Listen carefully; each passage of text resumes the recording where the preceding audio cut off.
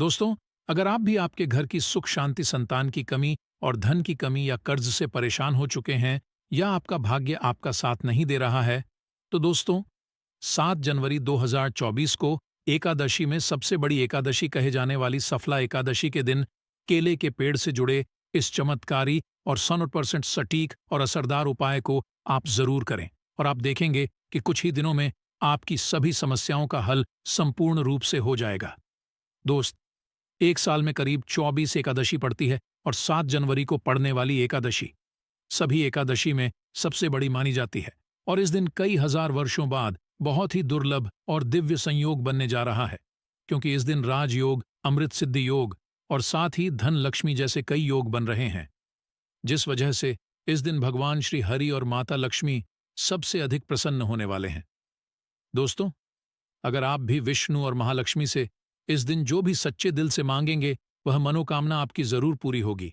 वहीं दोस्तों, विष्णु भगवान को प्रसन्न करने के लिए इस एकादशी पर केले के पेड़ से जुड़ा यह उपाय जरूर करना चाहिए, जो कि आपकी किस्मत बदल देगा और आपको बना देगा मालामाल और धनवान। साथ ही इस एकमात्र उपाय से आपके सभी दुखों का नाश हो जाएगा। इसलिए दोस्तों, वीडियो को आखिर तक जरूर देखिए। और दोस्तों, आप भी अपने जीवन में भगवान श्री हरि विष्णु की कृपा पाना चाहते तो इस वीडियो को लाइक करें कि कमेंट में जय श्री हरि जय मां लक्ष्मी लिखना ना भूले। दोस्तों, मार्ग शीर्ष की प्राप्ति होती है। इस दिन किए गए दान का कई गुना फल मिलता है। इस साल सफला एकादशी का व्रत 7 को रखा जाएगा। तो आइए दोस्तों, बात करते हैं सफला एकादशी के दिन केले के पेड़ से ऐसे उपायों के बारे में जो आपकी किस्मत चमका देंगे। दोस्तों, केले के पौधे की पूजा से बृहस्पति देव प्रसन्न होते हैं। तो अगर आप एकादशी के दिन केले के पौधे की जड़ में चंदन की कुछ ढलियां डाल दें, जैसे चंदन के वृक्ष की ढलियां, मतलब चंदन की छोटी छोटी लकड़ी जो होती है, उसका भी उपाय कर सकते हैं। आप 9 ढलियां लेकर अगर पीले धागे में बांधकर खले के पौधे में अर्पित करते हैं, वो धागे आपको तने में बांध देने होते हैं। इससे आपके जीवन में धन का आगमन होता है, व्यापार में वृद्धि होती है, आपकी वृद्धि होती है। अगर आप यह उपाय करते हैं तो धन का आगमन आपके जीवन में बना रहता है। तो यह गुरुवार के दिन करना है। सुबह के समय पहले आप स्नान इत्यादि करने के बाद जल अर्पित कर दीजिए और उसके बाद 9 छोटी छोटी ढलियां जो चंदन की लकड़ी की हो तो बहुत अच्छी बात है। अगर आपके पास की ढली उपलब्ध ना हो तो आप गोपी चंदन भी 9 टुकड़े 9 धागों में बांध कर टांग सकते हैं। यह आपके मन की सभी कामनाएं पूर्ण कर देता है। दोस्तों, एकादशी के दिन केले की जड़ में पानी के साथ हल्दी चढ़ाई जाए। जैसे थोड़ा सा जल लीजिए और उसमें थोड़ी सी हल्दी डालिए, और यह अगर आप जड़ में अर्पित करते हैं इस मंत्र के जप के साथ, तो आपका भाग्य तेज होता है। और अगर आपका भाग्य साथ नहीं देता, आपको नौकरी मिलने में कोई बाधा आ रही है या आपके व्यापार में तरक्की रुकी हुई है, तो आपको केले के पौधे में हल्दी वाला जल जरूर अर्पित करना चाहिए। एकादशी के दिन अगर आप ऐसा करते हैं तो बहुत ही शीघ्र आपके जीवन में परिवर्तन होता है। दोस्त, जो लोग अपनी जिंदगी में बहुत अधिक परेशान हैं, आपका कोई भी काम नहीं बन रहा है और आप हर तरफ से परेशान हैं, घर में भी आपके परेशानी है, आप बाहर जहां काम करते हैं वहां भी आपको अधिक दिक्कतें आ रही हैं, तो आपको चाहिए कि एकादशी के दिन केले के पेड़ की जड़ में थोड़ा सा गुड़ भीगी हुई चने की दाल डालकर अर्पित कीजिए। तो जल के पात्र में आपको थोड़ा सा गुड़ डाल देना है और उसमें ही थोड़ी सी भीगी हुई चने की दाल डालकर बृहस्पति देव को, मतलब कि केले के पौ आपको अर्पित करना है। या आप कुछ बृहस्पतिवार ही करेंगे तो बृहस्पति भगवान की कृपा आप पर होगी और आपके जीवन में जो भी काम आपके नहीं पूरे हो रहे थे वह सभी काम पूरे होने लग जाते हैं। अगर आप नए काम की शुरुआत करने जा रहे हैं, कोई नया व्यापार शुरू करने जा रहे हैं, शिक्षा शुरू करने जा रहे हैं, या फिर आप कोई भी ऐसा काम करना चाहते हैं जिससे आप चाहते हैं कि कोई रुकावट न आए, बहुत ही शीघ्र पूर्ण हो जाए, तो आपको चाहिए कि एकादशी के दिन केले के पेड़ में जल के साथ ऐसी चीनी मिलाकर अर्पित कीजिए। तो पात्र में ही आपको चीनी डाल देनी है और भगवान बृहस्पति देव का मंत्र बोलते हुए वह आपको अर्पित करनी है, या फिर नमो भगवते वासुदेवाय नमः, इस मंत्र के जाप के साथ भी आप यह जल अर्पित कर सकते हैं। अगर जिंदगी में बहुत अधिक मुश्किलें हैं, मतलब आप समस्याओं से घिरे हुए हैं, कर्ज से घिरे हुए हैं, माँ मांगलिक कार्य आपके घर में रुके हुए हो, किसी भी तरह का शुभ कार्य आपके जीवन में नहीं हो रहा है, घर में अगर शादी ब्याह है वह भी आपका ठीक से नहीं होता है। कई बार क्या होता है कि हम घर में एक छोटा सा हवन भी बिना क्लेश के नहीं करवा पाते हैं। इस तरीके की स्थिति घर में होती है, मतलब बहुत अधिक नकारात्मक ऊर्जा अगर आपके जीवन में है, आपके घर परिवार में है, तो आपको केले के पेड़ की जड़ में 2 हल्दी की साबुत गांठें रख दें। ऐसा अगर आप इस एकादशी पर करते हैं तो बहुत ही शीघ्र आपके जीवन से ये जो समस्या है कि आपका हर कार्य निर्विघ्न पूरा नहीं हो पाता है, आपके सब कार्यों में कला क्लेश है, इससे आपको मुक्ति मिलेगी। अगर आप मंदिर में जाकर पूजा कर रहे हैं, मंदिर में केले का पौधा है और वहां आप पूजा कर रहे हैं, तब तो हल्दी की गांठ आप वहीं पर छोड़ दीजिए। परंतु अगर आप घर करते हैं तो एकादशी को आपको साबुत हल्दी चढ़ा है और जब यह इकट्ठा हो जाती है तो आप वह ले जाकर जल में विसर्जित कर दीजिए, या फिर आप मिट्टी में ही अपने घर में जो गमले हैं उसमें इस हल्दी की गांठ को दबा सकते हैं। दोस्तों, अगर आप धन के अभाव में परेशान हैं या आप बहुत अधिक अमीर चाहते हैं, धन किसको नहीं चाहिए, धन तो सबको चाहिए। आप कितने भी धनवान हो फिर भी ऐसा लगता है कि धन की अभी और भी कमी है। अगर आप भगवान बनना चाहते हैं तो एकादशी के दिन केले की जड़ में 1 रप का सिक्का आपको दबा देना है। उसी के अंदर जो पौधे का गमला है उसके अंदर ही आपको 1 रप का सिक्का डाल देना है। ऐसा करने से माँ लक्ष्मी प्रसन्न हो जाती है और श्री हरिविष्णु का स्वरूप ही माना जाता है केले के पौधे को। तो यह उपाय अगर आप अपने घर में करते हैं तो बहुत होगा, या फिर जहां भी, जैसे अगर हम मंदिर में भी जाकर करते हैं तो रप का सिक्का या 5 या अर का जो भी आपके पास सिक्के के स्वरूप में जो पैसे होते हैं वहीं आपको मिट्टी दबाने हैं। तो ध्यान यही रखना है कि कोई आपको उस मिट्टी में सिक्का डालते हुए देखे नहीं, क्योंकि कई बार क्या होता है, आप सिक्का चढ़ाकर आए किसी और ने उसे निकाल दिया तो इसका भी फल नहीं मिलता है। तो जब आप सिक्का चढ़ाकर आते हैं, मतलब दबाकर आते हैं, अगर मंदिर में जाकर कर रहे हैं तब आपको ध्यान रखना है, घर में पौधा है तब तो आराम से गमले की मिट्टी में डाल दीजिए और फिर आप उसको छोड़ दीजिए। सिर्फ एक बार यह उपाय करें और आप देखें आपके जीवन में चमत्कारी रूप से धन का आगमन होता है। जो भी कार्य आप कर रहे हैं, चाहे छोटा सा ही व्यापार है आपका, वह व्यापार बहुत जल्दी तरक्की करता है। नौकरी में भी आपको प्रमोशन मिलता है। धन आगमन के रास्ते आपके जीवन में खुलने लग जाते हैं। दोस्तों, अगर आपके शादीशुदा जीवन में बहुत अधिक परेशानी आ रही है, दांपत्य जीवन बहुत अधिक परेशानी में, तो आपको चाहिए कि एकादशी के दिन जैसे केले के पेड़ की पूजा जो आप कर रहे हैं, तो ऐसे आपको केले के पेड़ पर हल्दी की गांठ अर्पित करनी है और भीगे हुए मुनक्के चढ़ाने हैं, और जल तो आप चढ़ा ही रहे हैं, हल्दी चढ़ा रहे हैं, उसके साथ ही आपको 2 गांठ साबुत हल्दी की डाल देनी है और जो भीगे हुए मुनक्के होते हैं वह भी चढ़ाने चाहिए। ऐसा करने से आपके जीवन में जो दाम्पत्य जीवन में परेशानी आ रही है वह दूर होती है और आपके दाम्पत्य जीवन में मधुरता आनी हो जाती है। पति पत्नी के रिश्ते मधुर होने लग जाते हैं। ऐसा आप एकादशी को करेंगे तो बहुत ही शीघ्र चमत्कारी लाभ होगा। दोस्तों, आपकी शादी में अधिक परेशानी आ रही है या फिर आपको संतान प्राप्ति में बहुत बाधाएं आ रही हैं, तो आपको क्या करना चाहिए? एकादशी के दिन केले की पूजा कीजिए, हल्दी डालकर जल अर्पित कीजिए, और उसके बाद आपको क्या करना है, थोड़ा सा पीला कपड़ा आपको केले के पौधे पर डालना है, अर्पित करना है, पीला कपड़ा चढ़ा देना है और आपको केले की परिक्रमा करनी है। आपको केले के पौधे के साथ परिक्रमा करनी है। मन में जो भी कामना है, चाहे आप विवाह की कामना रखते हैं या फिर आपकी संतान प्राप्ति में बाधा आ रही है, तो आप भगवान बृहस्पति देव से प्रार्थना कीजिए कि आपके मन की यह कामना है बहुत ही शीघ्र पूर्ण हो, तो बहुत ही शीघ्र आपके विवाह में जो बाधाएं आती हैं वह दूर होती है और शीघ्र ही आपके विवाह के योग्य बनने लग जाते हैं। रिश्ता आपका जो बार बार टूट रहा है, तब आप यह उपाय करें, बहुत ही शीघ्र होगा।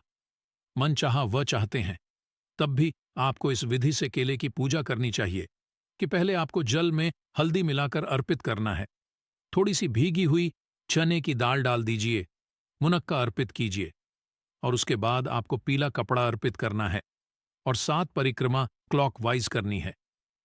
जैसे हम सीधा घूमते हैं उसी तरीके से इसके बाद बृहस्पति देव से प्रार्थना करेंगे तो आपके विवाह में संतान में जो भी बाधाएं आ रही बहुत ही शीघ्र दूर होती है दोस्तों। एकादशी के दिन नहाने के बाद केले के पेड़ पर जल बहुत शुभ माना जाता है और अगर आप हल्दी मिला हुआ जल अर्पित करते हैं तो इससे आपके सभी कार्यों में सफलता मिलती है। आपके सभी शुभ कार्य बनने लग जाते हैं। घर में अगर किसी भी तरह की धन की समस्या है, धन रुका हुआ है, धन का आगमन नहीं हो रहा है, आपके जीवन में सुख समृद्धि नहीं है, तो आपको क्या चाहिए? एकादशी के दिन केले के पेड़ पर चंदन की माला अर्पित करनी चाहिए।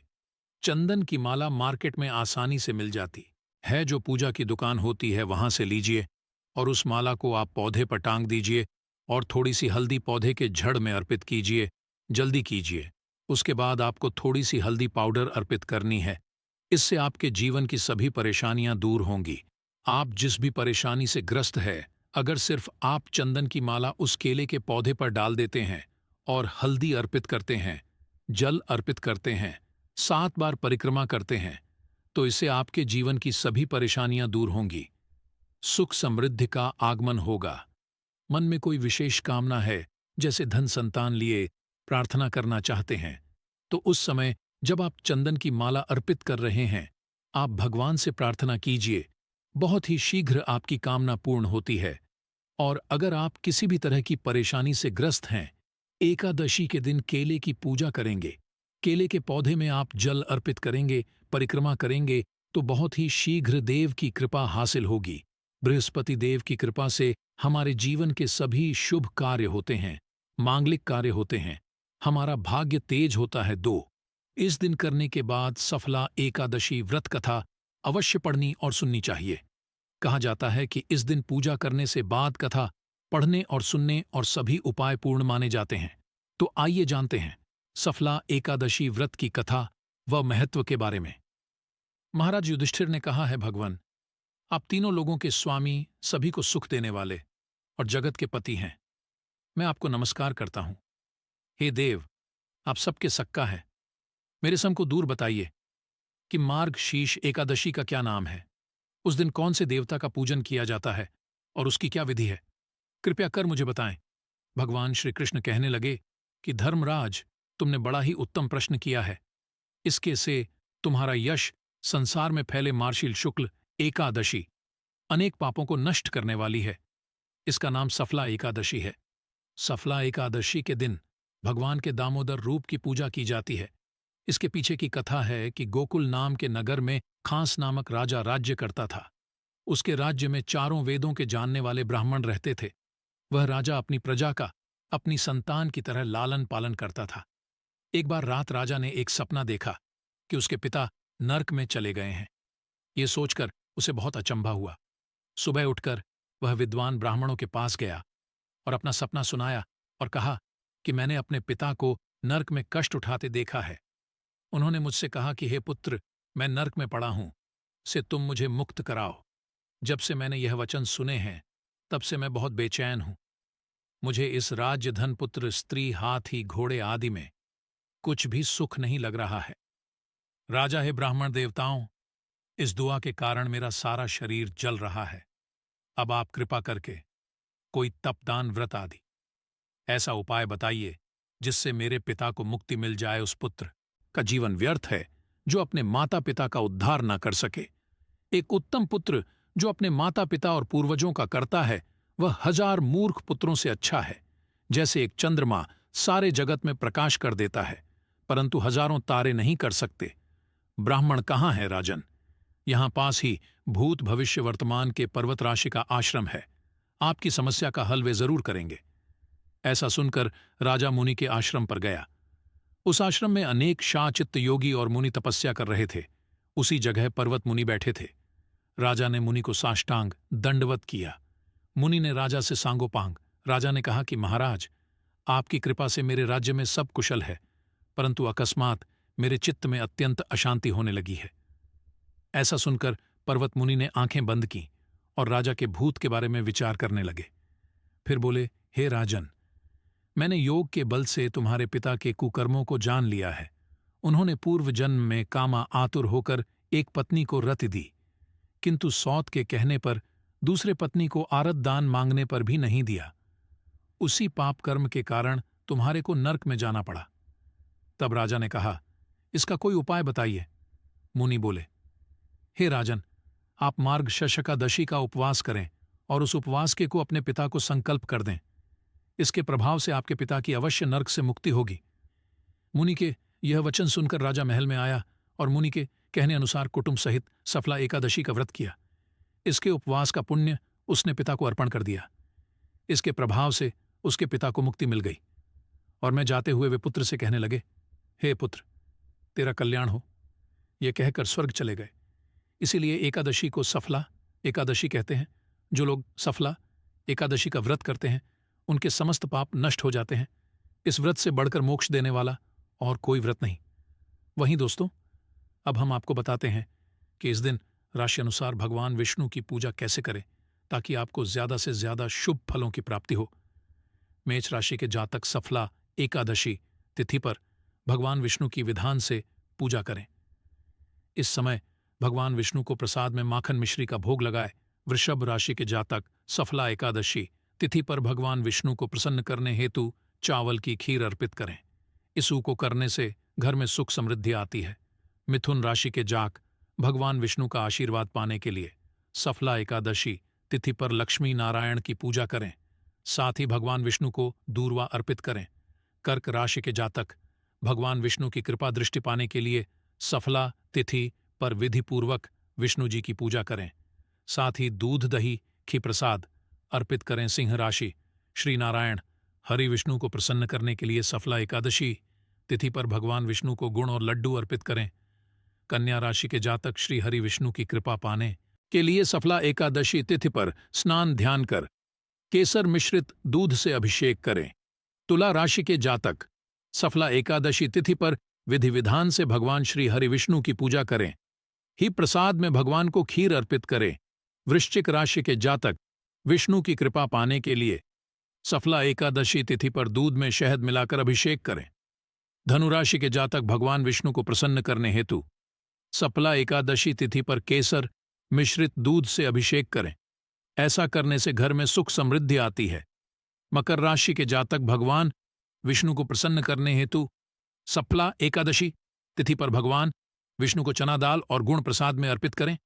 राशि के जातक भगवान विष्णु प्रसन्न करने हेतु सफला एकादशी तिथि पर विधि विधान से लक्ष्मी जी और विष्णु जी की पूजा करें। साथ ही प्रसाद में श्रीफल अर्पित करें। मीन राशि के जातक सफला एकादशी तिथि पर पूजा के समय भगवान विष्णु को पीले रंग के फूल और फल अर्पित करें। साथ ही विष्णु चालीसा का पाठ करें।